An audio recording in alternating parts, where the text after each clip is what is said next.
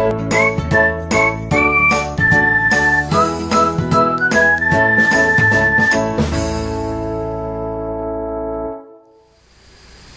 บายดีเพื่อนๆทุกคน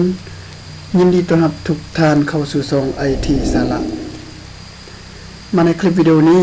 เราจะมาเรียนรู้วิธีการเปลี่ยนไฟล์ Word ให้เป็น PowerPoint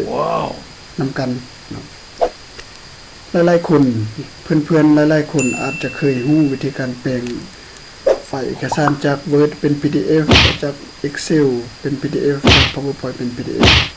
หรือว่า PDF เป็น PowerPoint สับสนไปๆมาๆนั่นเองอาจจะเคยรู้มาแล้วเนาะแต่ว่าเชื่อแน่ว่าหลายๆคนยังบ่รู้วิธีการเปลี่ยนจาก Word ให้เป็น PowerPoint ได้ถ้าเพื่อนๆท่านใดยังบ่ทันรู้วิธีเปลี่ยนหรือว่าอยากรู้วิธีเปลี่ยน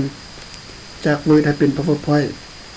ก็อย่าลืมเบิ่งคลิปนี้จนจบเชื่อแน่ว่าเพื่อนๆคงจะเฮ็ดได้คือกันขั้นตอนก็บ่ได้ยุ่งยากหลายเนาะก็เพียงแต่เราเปิด Disk PC ของเราขึ้นมาก่อนไปเอาไฟล์ที่เราต้องการแปลงเดี๋ยวนี้เข้าไปที่ไฟล์ของเราแล้วตัวอย่างตัวนี้เนาะก็จะแปลงไฟล์ตัวนี้อิตาลีตัวนี้เดี๋ยวนี้เป็นไฟล์ Word เนาะดับเบิลคลิกเข้าไปแล้วรอท่ามันก็จะทำการเปิดตัวนี้ค่อยใส่ปัจจุบันแม่น Microsoft Office 2019สำหรับเวอร์ชันอื่นบ่ว่าจะเป็น2010 2016ก็น่าจะเฮ็ดได้คือกันหลังจากเปิดเอกสารของเราขึ้นมาปุ๊บขั้นตอนต่อไปก็เพียงแต่ง่ายๆคลิกเข้าไปที่หัวข้อมันมีหัวข้อแล้วก็มีเนื้อในมีหัวข้อแล้วก็มีเนื้อในเนาะข้อมูลนั่นเนี่ยฉะนั้นเราคลิกเข้าไปที่หัวข้อก่อนแล้วให้ไปเลือกที่ heading 1ในภาษาอังกฤษ heading 1ตัวนี้ถ้าผู้ใดใช้เป็นเวอร์ชันภาษาไทยมันก็จะแม่นหัวเรื่อง1อันนี้จะเป็นหัวเรื่อง2แต่ภาษาอังกฤษก็เป็น heading 1 heading 2ไปตามนั้นเนาะสิ่งที่เราจะเฮ็ดก็คือหัวข้อต้องให้เลือกเป็น heading 1แล้วในข้อมูลนี้อาจจะใส่เป็น heading 2แล้วก็เฮ็ดไปเรื่อยๆหลังจากเลือก heading 1 heading 2ไปที่เป็นที่เรียบร้อยแล้วหลังจากนั้นขั้นตอนต่อไปเฮ็ดแนวใดก็ไปที่ไฟล์ไปที่เมนูไฟล์แท็บไฟล์นี้แล้วเข้าไปที่ option ลุ่มสุดนี่เนาะเข้าไปที่ option แล้วก็จะปรากฏหน้าต่างนี้ขึ้นมาต่อไปก็เข้าที่คลิกเข้าไปที่ Quick Access Toolbar Quick Access Toolbar เข้าไปที่ Quick Access Toolbar ไปเลยแล้วหลังจากนั้นเราจะเห็น Popular Commands บนนี้แต่เราบ่เอา Popular Commands เราจะเอาคลิกเข้าไปนี่ก่อนแล้วเลือกเอาตัวที่2 Comments not in the ribbon แล้วก็คลิกเข้าไปนี่แล้วก็รอแป๊บนึงหลังจากนั้นก็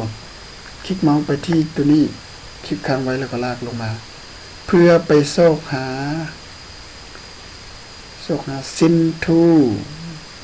ชื่อได้ว่า Send to โอเคอยู่นี่แล้วเนาะ Send to Microsoft PowerPoint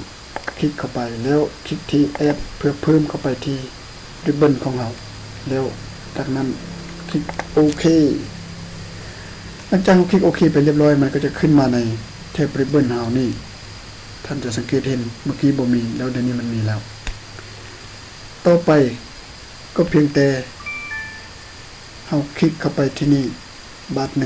1วันคลิกเนาะเข้าไปแล้วมันก็จะประมวลผลทำการคอนเวิร์ตให้เราเลยเฮาก็นั่งรอเนาะเวทยังต่อนั่งรอท่า